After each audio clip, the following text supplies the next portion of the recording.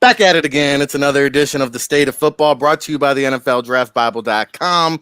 We're back again all week long. It's the State of Football Part 11. We've been breaking it down with industry experts from all perspectives to discuss the hot topics, debate right and wrong. Nobody really knows what's going on still in a lot of areas. We talked about the NFL, CFL, college football, XFL.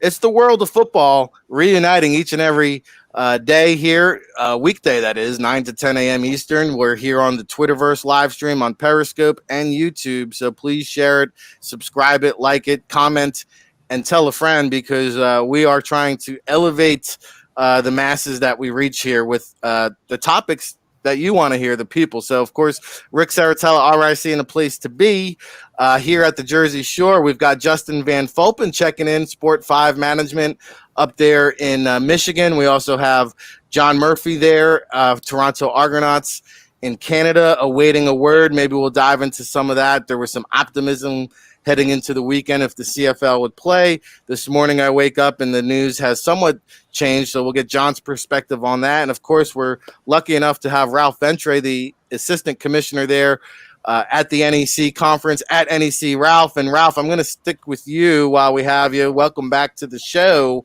The big news over the weekend, it kind of started with, I believe, the Ohio State parents and the Big Ten parents. It elevated to the high-ranking players in the conference, such as Justin Fields, and he has an online petition out there, not even 24 hours old yet, Ralph, and it's somewhere about a 250,000 people have signed this petition. The Big Ten parents, we see the hashtag, we want to play, the players want to play.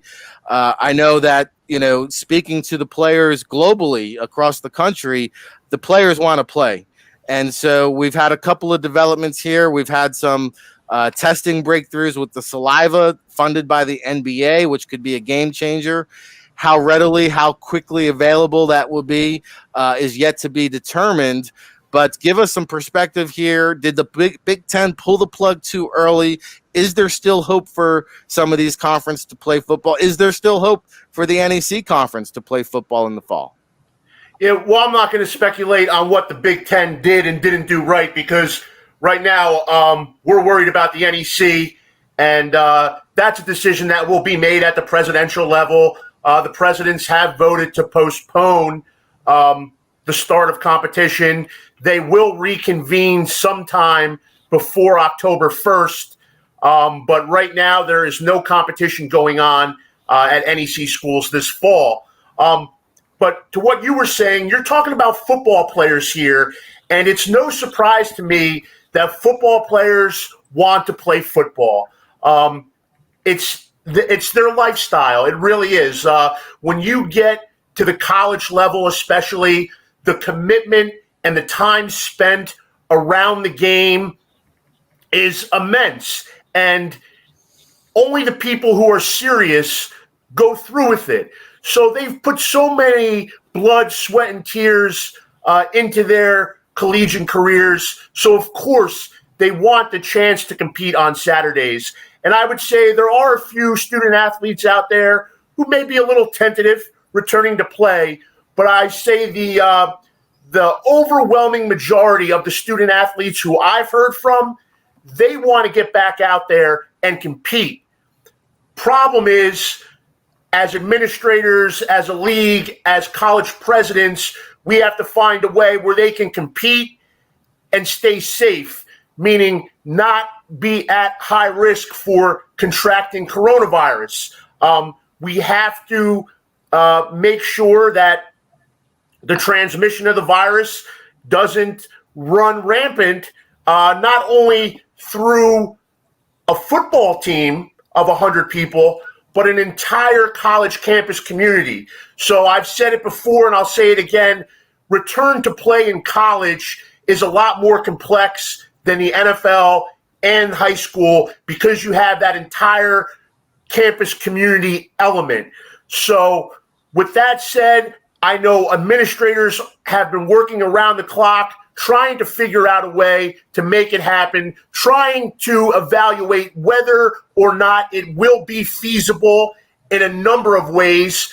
safety wise, financially, and we basically need some kind of, for the NEC, we basically need some kind of advancement in the medical field, whether that be cheap, reliable, affordable, widespread, fast testing, or whether it be some breakthrough with therapeutics or a vaccine. But I honestly think testing can get us where we need to be, but it has to be a cheap test where we can find out the results within an hour of taking the test. And you alluded to it in your opening segment, Rick. There may be some hope on the horizon. I know Yale and the NBA have a saliva test that has received emergency approval from the FDA. And the question is, when will that be rolled out? When will that be widespread available? Will it be available for a reasonable cost across the Northeast Conference within the next couple of months? If so, we'll be able to return to competition a lot quicker. And believe me, there's nobody more than me who wants to see football this fall. But it's out of my hands. I just get paid to deliver the message, where the presidents, they make the decisions, and they have to take a lot into consideration with making those decisions. I'll yield the rest of my time to back to you, Rick, and you can throw it around the horn here, because I know we got some heavy hitters with John and Justin waiting on deck. So, well, yeah, I mean, it's a great bunch of points that you make. I'll go over to John Murphy, because the testing element is also valid to the CFL standpoint and the negotiations that they're having right now. And it is a breakthrough test that Yale and the NBA, and my understanding is that we knew that this test worked as far back as April. It's now just kind of getting approved 4 months later. But John, to Ralph's point, testing can open up the doors to, I think they have it to a 24-hour kind of results. But the important number here is the test would cost about $4, which is significantly lower. It's probably about $100 to test a player. So taking that cost from $100 per test down to $4 per test would obviously make it a much efficient process. I think the accuracy is somewhere about 90%. How does this new testing equate to the CFL? How can it open up doors to the college football world? And are the Big Ten and the Pac-12 a 100% dead, or are you leaving this small crack of opportunity for them to actually have a fall season? Well, I think the biggest thing will be, will the parents and these kids take this from the level that they're at, which is a lot of it is a high volume of talking and social media, to now doing it via interviews, sharing their opinions. You saw the parents come out and say, well, if it's not safe, how are you going to convince me it's safe to send my kid back to school on campus, minus the sports, if you're not explaining to me why it's not safe for them to continue being on campus and play sports? So you're now seeing a lot of questions being asked. The next part of it would be, can somebody like Justin Fields push their button by saying, well, all right, I'm going to play at LSU? If high-level players who have NFL aspirations say, what I don't need from you is just time, I need you to give me an answer. Here's a drop-dead date. I want an answer. Are we playing or are we not playing? Because if we're not playing, I'm not waiting for the spring, because that's going to, change all of my, scenarios as an individual. And if there is another conference playing, how does the NCAA handle the factor that if a kid then press their buttons to say, I want to leave and go to the transfer portal, how do you all of a sudden change the rules in midstream? You've allowed it to happen all the way until now. If all the best players from Oregon and USC and others and Ohio State try to jump in the portal, NCAA is going to have a big thing on their hands to try to figure out, how could you stop guys from transferring to schools that are playing versus ones that aren't? Yeah, and I think, what's interesting, Justin Van Fulpen there at Sport 5 Management is talking to these players. And Justin, it's kind of hard to give a player advice or perspective when things are changing daily, right? You've got the conferences canceling. Now you've got the transfer portal awaiting with open arms. And, I woke up this morning, I logged on Facebook. I see parents checking their daughters and sons into colleges and to schools. And to John's point, I think the big kind of conundrum here is, the safety element versus, getting back to campus. Like Ralph was saying, it's a lot harder for the colleges to come back because they've got to establish the fact that, hey, we've got campuses open, so now it's safe to resume football. On the opposite end of the spectrum, you've got the Rodney Gunter story, for example, the defensive tackle at Arizona for the Cardinals. After, medical examination, they're saying, hey, this is a really life risk you're taking to continue playing the game of football.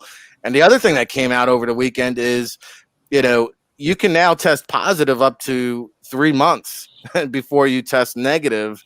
And we've talked about, the Rutgers dorm parties and up to 30 players caught the corona from going to a campus party. Is that inevitable on the college level? And how quickly does that shut things down if they do move forward with the season? So there's a lot of different topics there to cover, but give us your agent perspective. Take us inside some of those conversations you're having with college players. And what does that point of view and perspective look like from an agent standpoint? Well, I think in terms of playing in the fall, like John was saying, if Ohio State, if they can get to an LSU, if the Big Ten doesn't play, I think that's number one that will do that. I think the spring is not an option for anybody that has any aspirations in the NFL. Most of the guys I've talked to that are 5th, 6th, 7th round type draft prospects that had that grade from the NFL, they're saying we'll just opt out of the spring and basically go fall of next year and look to the 2022 draft and basically use this year to get bigger, stronger, faster, and not even worry about playing in the spring. So that's not an option for many guys. And in terms of the guys that, the top level prospects in the Pac-12 and the Big Ten, if they can't transfer, they're going to be done with college and just look to start training now for the NFL draft. And I think in terms of, we'll talk to scouts and they want to see more film. If a guy was good enough to, and had the ability, if he was a junior last year, was draft eligible and decided to come back because a scout said, or he got a grade that said, hey, he's a lower tier guy and needs that film. Well, the scouts still want to see more film, more as far as live action there. So to be able to get that, they're going to have to transfer. And I think the NCAA is going to have to allow them to transfer if the Big Ten, the Pac-12 don't play.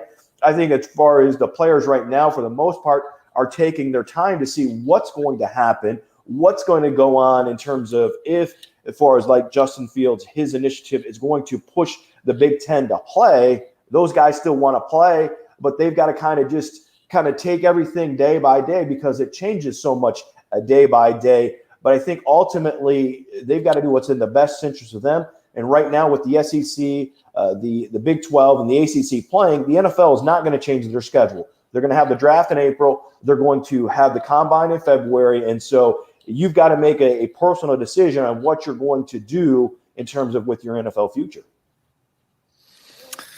Well, yeah, it puts the players in a big predicament. Back over to you, Ralph Ventry. And, John talked about even the FBS players entering the transfer portal. We've discussed this topic on numerous occasions with the FCS players hitting that transfer portal. And what has been the perspective there? How much of a concern is that at the FCS level? And, again, going back to one of the topics we've discussed, I mean, there's only so many roster spots. So I know it sounds great in theory, but everybody wants to rush to this transfer portal where there's already hundreds of players trying to find the destination. Yeah, where are you going to go? That's what I would like to know because if only 2 or 3 conferences wind up playing football in the fall? I'm sorry, but by now, the ACC programs and the SEC programs don't have room for you. And I know you may be immensely talented, but they already have 85 guys who are immensely talented, who have been in their program, who have some kind of continuity, who don't need to learn the system, who don't need to become acclimated. So, I mean, if you have 100 of the top FCS, if the top 100 FCS players today decided that they wanted to hit the transfer portal, where are they going? That's what I want to know, because the Mid-American Conference is not competing this fall. A lot of the non-Power 5 leagues, even some of the Power 5 leagues, I mean, what do we have left right now? The ACC and the SEC and the Big 12. But with that said, it's not only about the fact that there won't be a spot for a transfer at that higher level, but let's focus on the fact that they'll still have an opportunity at the NEC level or the FCS level to get an education, to be part of a team environment and a culture, and practice, work out, and train at their school facilities this fall, even if we don't have competition. And when competition resumes, they'll have the opportunity to play and step right back in. When you're talking about athletes who may want to not compete this year and go right into the draft process, or you're talking about such a small percentage of not only FCS, but FBS as well. You're talking about, 100 athletes when there are, I don't even know, 20,000 football players at the Division I level, and I'm just throwing that number out there. There could be even more, but I mean, you have an immense number of athletes, and you're talking about 100 guys maybe who can afford to forgive their season and go on to training. The other thing is, though, there may not even be an opportunity for those top-tier elite athletes to enter the draft process. In other words, the way they would hit that circuit is they'd go to the Senior Bowl, they'd go to the NFLPA Bowl, they'd go to the Combine, they'd have pro days. Are we having an NFLPA Bowl? Are we having a Senior Bowl? And I'm sure we will, but if we do, they only have limited spots as well. So how many athletes are really going to be able to showcase themselves, say, hey, I'm cutting ties with my college program right now, and I'm going to enter the draft process? Well, you're going to be out there in the draft process, but you may not get an invite to the Senior Bowl. You may not get an invite to one of these all-star games, one of these elite combines. So really, stay in school. I know it's tough right now because of the uncertainty, and we're all dealing with uncertainty across the country. But just hang tight, and it'll be mutually beneficial for you and your school if you just stay the course and wait this out. Because really, for the most part, we're all in this together. And if 2 or 3 conferences compete this fall, that would be terrific. But what does it do for the thousands of other athletes out there? And it's certainly not going to give them an opportunity to transfer up. Well, hey, on August 17th, let me kick it over to a decision maker, because the players, and I think it's 0.08%, it's less than 1% of all college players even get an NFL opportunity. On average, on a good year, 1,200 guys might be in a camp. This year, it's about half of that number. So you're talking about very few players who get that opportunity to advance their career. But as Justin and John will tell you, every college player thinks they have a shot of being an NFL guy. And John, how realistic, I mean, on August 17th, for an FBS guy to transfer, an FCS guy to transfer to an FBS school that, could have a game here in like 3 weeks, Does it really provide a greater opportunity? Is it really beneficial? I'm sure players are in that boat. They want to hear from a decision maker, an evaluator like yourself. And also, at what point does the NFL start coming up with solutions? You hear the Packers GM say, hey, you know what? I think it's time for a secondary combine showcase. Maybe we have one in December for some of these FCS guys that their season was canceled on them because, to Ralph's point, there's only a handful of guys getting that combine invitation.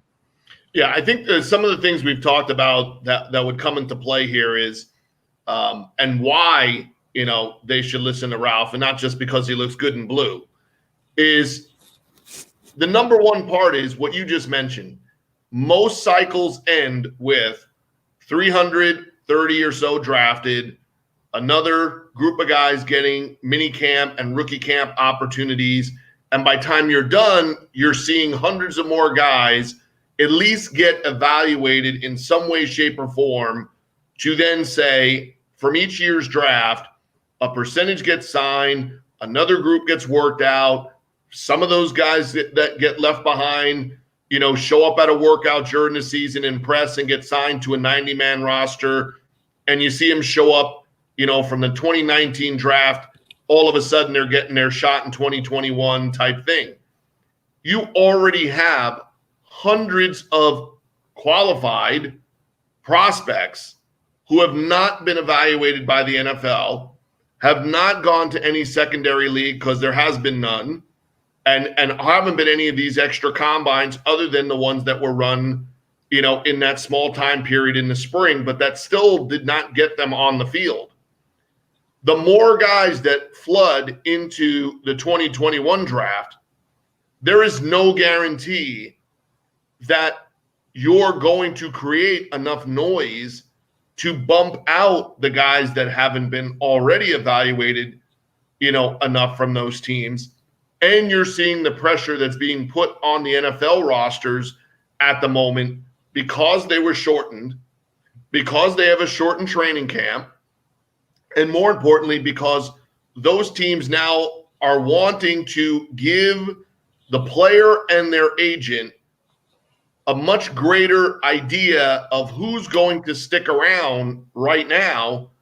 I will not be shocked that in the next 7 to 10 days, you see a lot of the teams or some of the teams go from the 80, 85 with COVID and other things that they have going on, pull back way before the end of training camp, because they're going to want those players and agents to know who are the 65 to 70 that they were going to keep around all year, so that you're not playing around with the waivers. You're not playing around with a guy that was in camp and had a good camp and then, goes on waivers and goes to another team.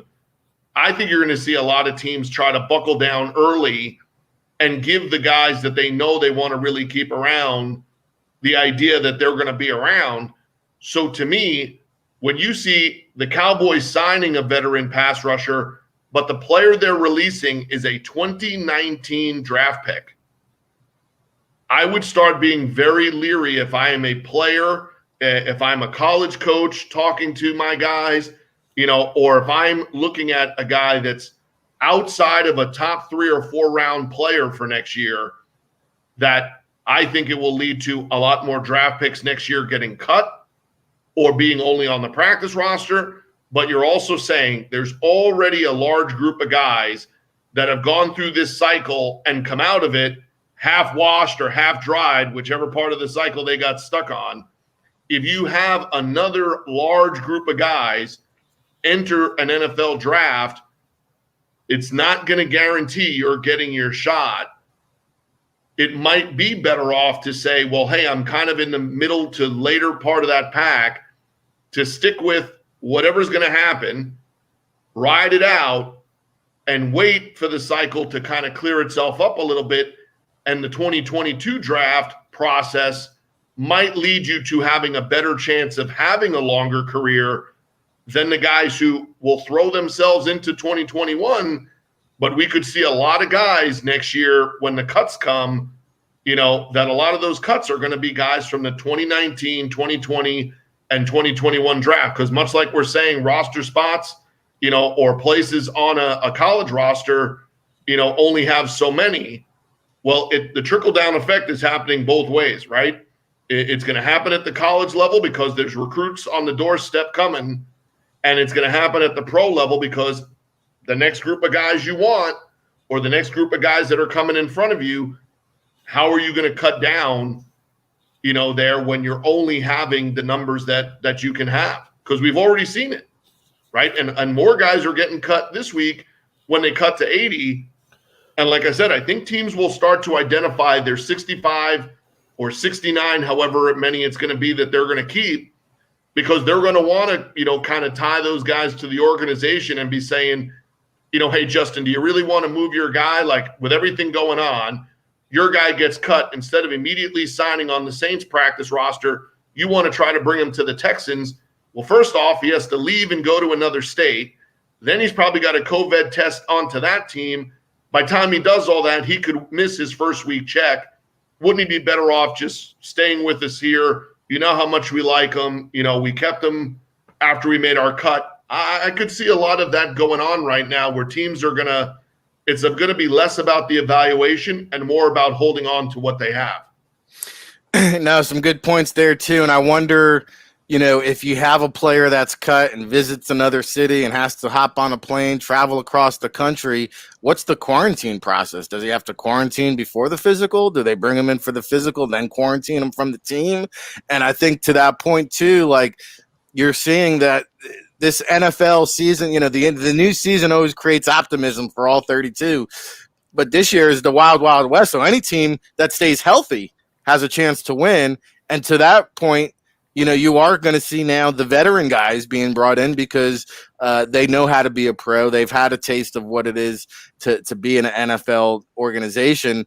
And so let's go back over to Justin Van Fulpen, because this is the conversation that agents, I just got off the phone with an agent prior to the show, debating like, hey, am I really going to have skin in the game here? Do I really want to recruit these players? Because now here we are in a typical draft cycle. I might pay 2 months for their training and their stipends and their marketing deals. And now you have a 7-month window where Trey Lance, for example, who at North Dakota State, we talk about the transfer portal. Well, I'm sure he could probably have a $10,000 a month stipend or a $100,000 marketing deal and just get paid to get ready for the next level for the next 7 months. And I think that's where, you've got a lot of agents that are going to be on the sideline for this cycle. They're just like, hey, it's too costly of an investment. How can an agent possibly make his money back on a day 2, day 3 prospect if you have to invest in him starting now in August and carry him all the way through the process, which is April or maybe even June, Justin? Yeah, I think in terms of, hey, if you're a first-round draft pick, those top 25, top 50 type guys, those agents are going to do it. We're going to see those as far as with the major kind of players in those firms there. So those day 2, day 3 guys, I think they're going to get pushed to the 2022 draft to take to what John was talking about there. I think those guys, their better opportunity is to go to the 2022 draft. And that's one thing as far as Ralph, I don't see in terms of anybody playing in the spring. I don't think it's number one as far as health and safety wise. Number two, I don't think it's a good opportunity for those guys to really showcase their skills there. So I think in terms of those Trey Lances, the Justin Fields, the Penny Sewells, those guys, you'll go ahead and you'll write the check, whatever you got to write it, because you're looking at those in terms of a 10-year type investment.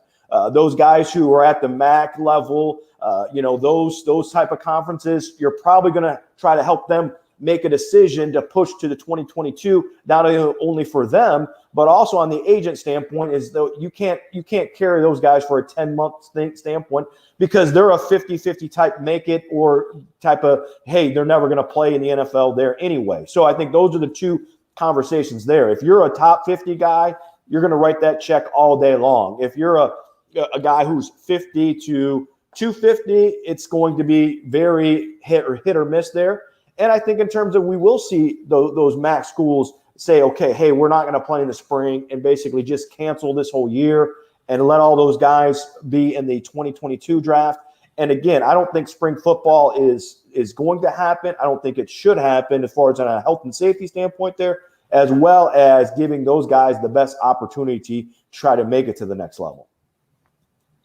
You're tuned in to the State of Football. This is our 11th edition here, brought to you by the NFLDraftBible.com. We appreciate all of you tuning in on the Twitterverse, Periscope, YouTube. We're going to be here every day this week, 9 to 10 a.m., discussing the hot topics, debating the state of football. And that's what we do here with industry experts. Of course, we're joined by Ralph Ventry, the Assistant Commissioner, NEC, John Murphy, the VP of Player Personnel at Toronto Argonauts, and Sport 5 Management, Justin Van Fulpen, who works alongside Joe Siegel there. Some great perspective in this room. Let's shift gears a little bit, gentlemen. The NFL is kicking off now in, just about 3 weeks or so, Ralph. We've seen the positive, the COVID list in the NFL. I think they were up to the high watermark was 69. We're down somewhere to about 2022 positives around the entire league. Now, yesterday, I believe, contact drills and contact practices began. You hear these new helmets that were designed for specifically interior linemen, offense and defensive linemen. A lot of players complaining that the full face shield just isn't sufficient. It creates, a foggy kind of vision. It's uncomfortable. The players don't want to wear it. My question is, is this something to be concerned?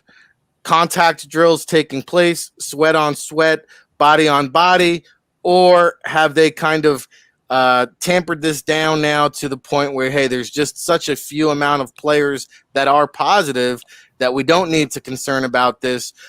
Which direction does this kind of head in from an NFL standpoint? Well, I think if you have clean players on the field, naturally, they're not going to transmit the virus. The virus will not be amongst them. And to me, that's the whole point. With the testing, you're screening them first. If you do have positives, you isolate, you test everybody else. They're negative. They go along and continue with business. Obviously, with the players in much closer proximity, starting yesterday, today, with the contact, the full pads, the hitting, the phase 4 of the training camp, I believe they're referring to it as. We're going to see, but I don't expect a huge rise in tests, positive tests, because the folks who are competing on the field, we are confident, or the NFL should be confident in saying they are clean. So the key is to keep infected folks out of the population. And I think that's what they're doing. So it really leads me to the question of, do they really need the face shield?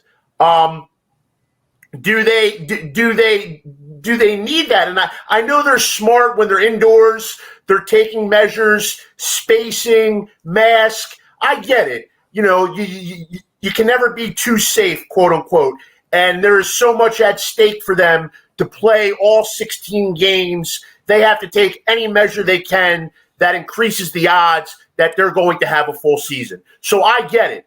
But if you have accurate, robust, constant testing, and you can guarantee that the folks on the field are not infected, you really don't need that face shield when you think about it. That's the whole deal. The other thing is, with the competition and the players being in close proximity, I know it's a different sport, but I look at baseball, and when the whole Marlins thing started, the Marlins had, I think, 3 or 4 positive tests on a Sunday, and they still played that game against the Phillies that Sunday afternoon. And then afterwards, we found out the Marlins had about 18 positive tests, not 3 or 4, but it didn't infect the Phillies. The only person from the Phillies organization who was infected was the clubhouse steward for the visitors, the Philly employee who was dealing in the visitors' clubhouse. But the on-field players, the Phillies, did not contract the virus from the Marlins playing in that game. So bottom line, I don't think you're going to see a huge spike. I could be wrong. I don't think you'll see a huge spike in positives amongst NFL teams as long as these players are going home after work and not going out to the bar. So if the players are following protocol, if they are living right, so to speak, there won't be a great increase in positives, and you'll be able to control it. If you have 2 or 3 positives a night before a game, you move them off, you call up the guys on the taxi squad, and we play football. Also, you see the Reds, I believe they had 1 positive. I saw John Heyman tweeted out this morning, the National Baseball Reporter. Heyman said that the Reds have no new positives. Everyone tested negative outside of that 1 positive, and they may be back in action by tomorrow. So good signs all around. Good signs all around. And if you look on a national scale, I'm no disease statistician or epidemiologist or anything, but if you look on a national scale, I believe that the United States yesterday had its lowest number of positive tests since June. Daily positives were the lowest yesterday since June. So hopefully we're moving in the right direction, not only in sport, not only in the NFL, but as a nation. And also to our friends up north there, John, I'm not forgetting about you. I know you guys are doing the right thing and getting it done up there north of the border, hosting our hockey. And you'll take care of the hockey. We got the baseball down here, Buffalo Blue Jays. But with that said, the whole – I know I'm talking a lot here, sucking up a lot of oxygen, but the bottom line is the NFL's got a protocol. They seem to be doing it right, and they seem to they also have the advantage of learning from baseball. And every day that goes by, I become more and more confident that the NFL will play a full 16. Well, I think we need to start the Ralph Entry for college football president campaign here soon. So, again, great perspective here around the horn. John, to Ralph's point, the Reds had to cancel their games. We saw a COVID situation. Now, baseball is a little bit different than football, whereas now they can play a doubleheader. They can play 2 7-inning games in the same day, make that up. What happens when the NFL has to cancel a game?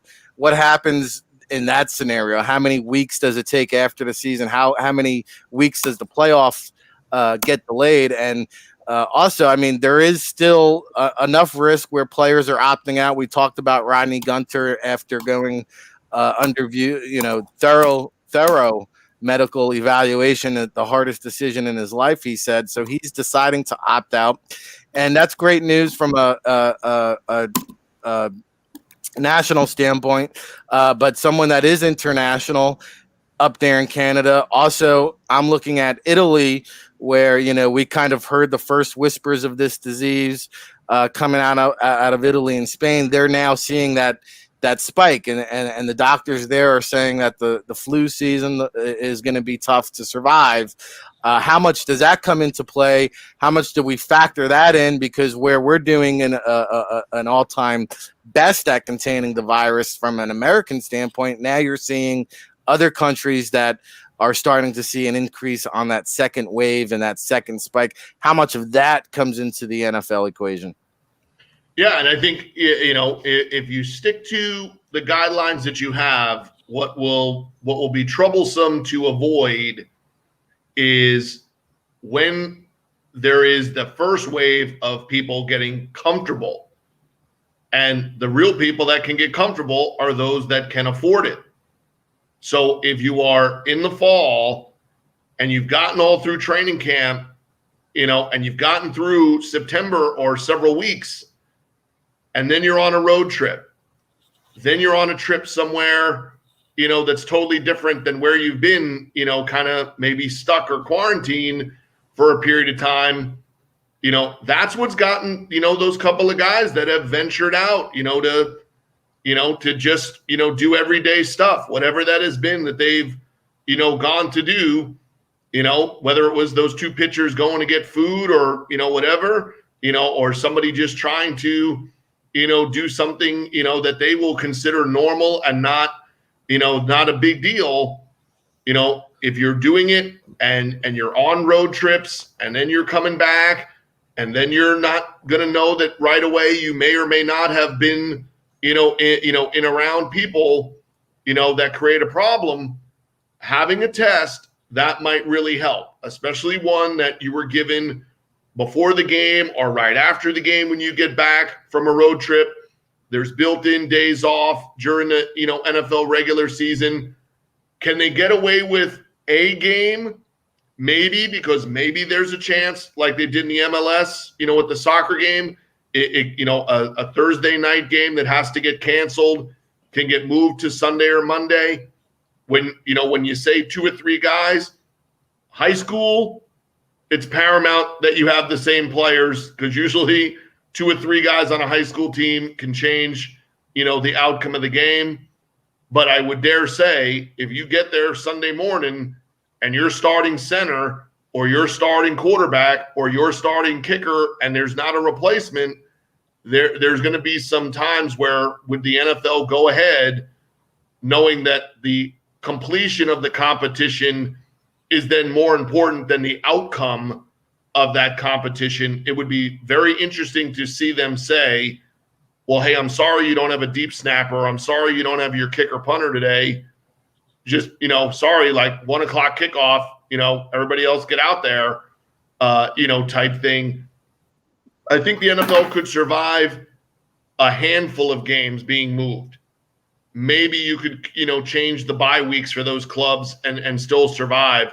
I'm not sure you could survive what you've seen, happen with Major League Baseball, where right now you have several teams, when you look at the standings, are a week plus worth of games behind, and how they plan to catch those people up or catch those teams up is much different than saying, if you had a team miss, 2 out of 3 of their weeks in an NFL season, I'm not sure you could then convince another team to try to play, that old Thanksgiving kind of scenario where you were playing on Sunday and then turned around and played Thursday afternoon, type thing. I don't know if you're going to get too many people on board, for that type deal. And if you did, is the NFL or an NFL team going to be willing to sacrifice the way that you've seen some of these baseball teams play the second game of that doubleheader,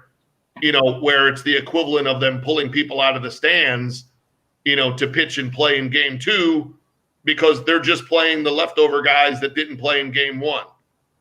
I don't know if the NFL has the stomach to see a Thursday night game, without their star players and with 12 guys off the practice roster, substituting in the way that the Marlins and the Cardinals are doing.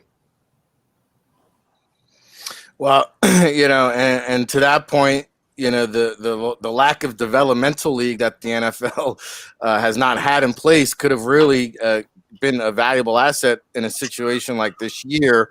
We're winding down here. Again, we'll be back all week long, 9 a.m. Eastern, the state of football. So make sure you follow us at NFL Draft Bible. Of course, these guys are being promoted there on the Twitter as we speak. So make sure you go follow them.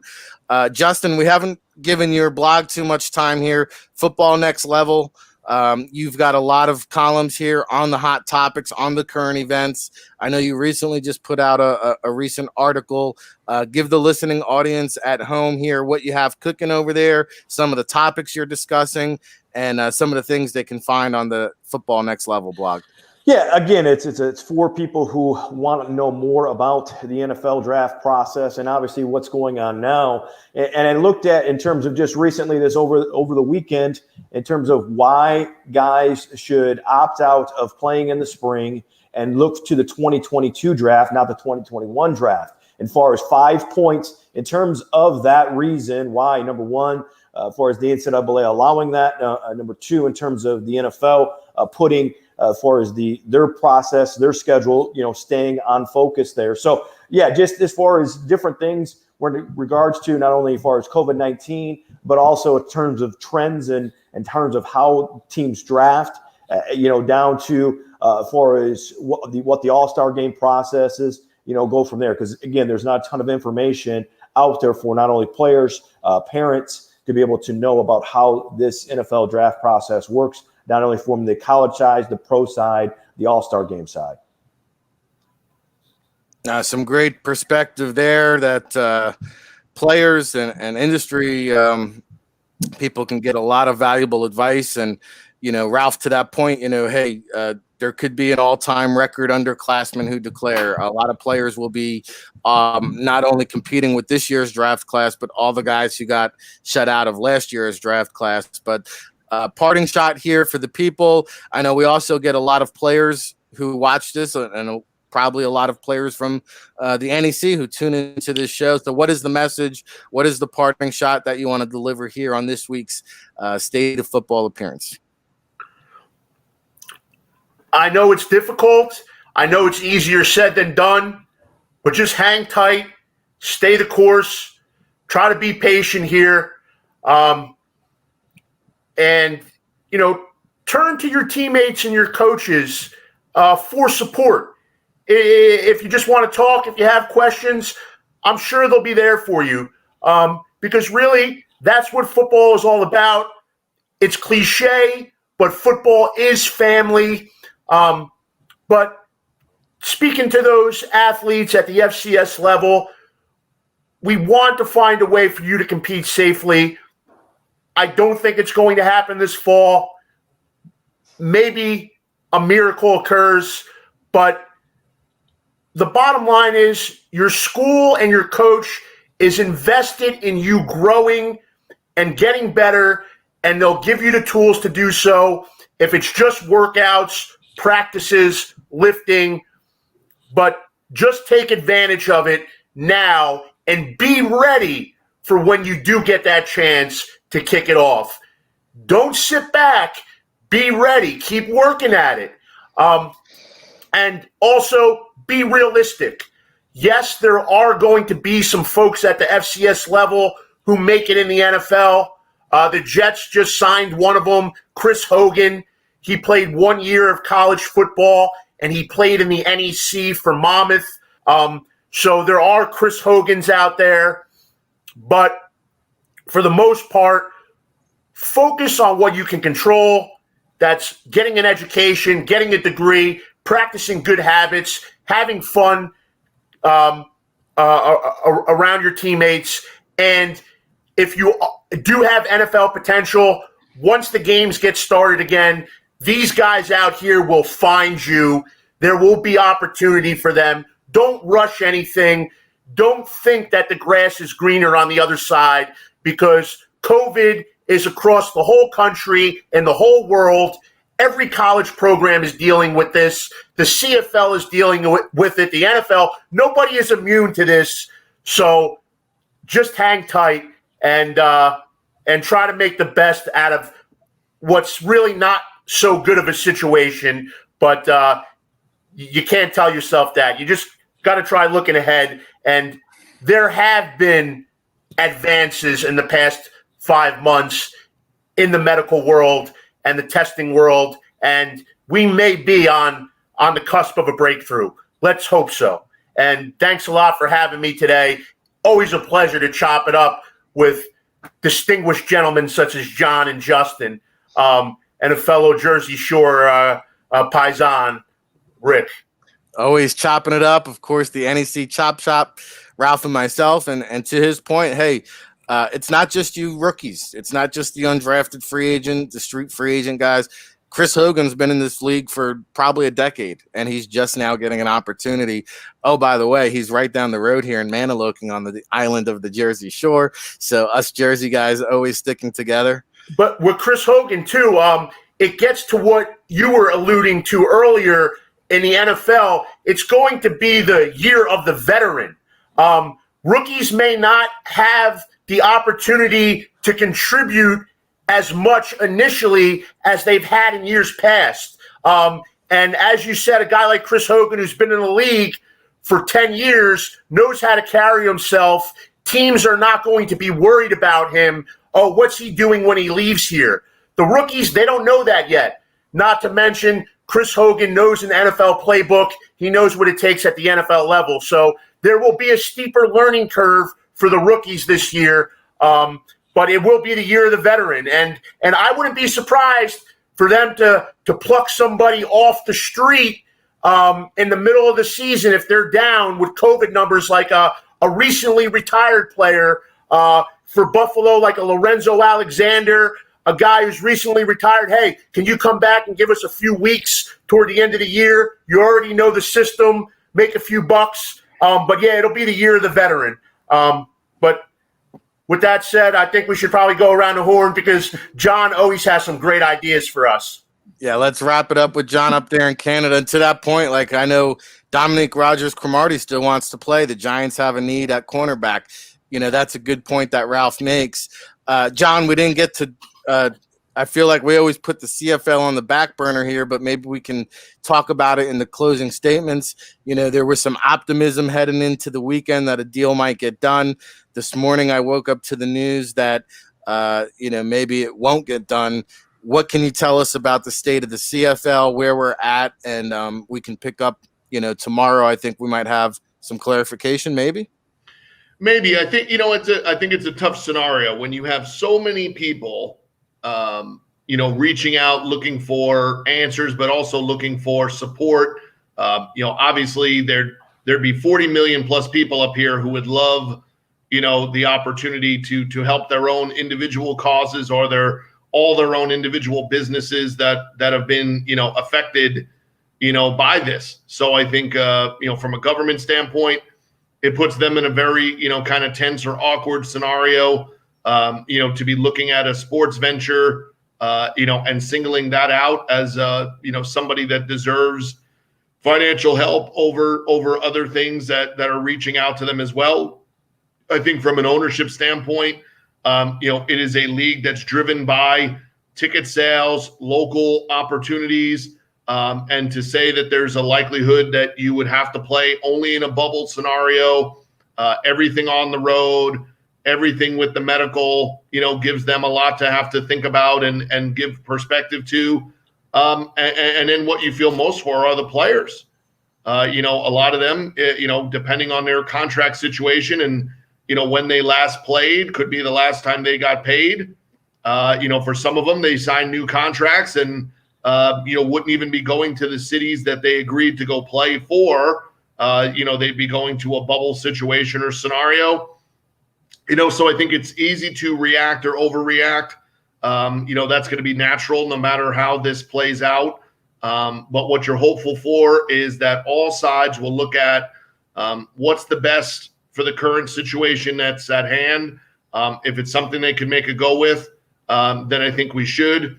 If they deem it to be something that is not in the best interest in making sure that the league is alive and well for the foreseeable future and not just one season, I think you'll have to accept that and find the best way to move forward towards the future and hopefully find a way to support the players the best way possible, to ensure the factor that, the guys that are coming back, whether it's, in the next weeks or months or in the, in a calendar year, are at least given as much information, as you can take, because it's going to be the same, all over, like we've mentioned. It's going to look different the next time guys take the field in the CFL. It's going to look different to go through an NFL season like this. It's going to be different for, kids at the high school and college level. We've never gotten to the subject of saying a large number of kids between their junior and senior year of high school see the greatest uptick in their improvement, in their strength and conditioning, in the coaching that they're taking, because they start maturing and stop being a little goofball, the way that all of us were, your sophomore and junior year in high school, and you start taking that coaching seriously, you start hitting the weight room, and the classroom and being more serious. The large number of scholarships for kids that have not yet, turned that page, that would have done that their junior and even early senior years, that started to show a little sign of life and get a college recruiter interested, get on the radar of schools.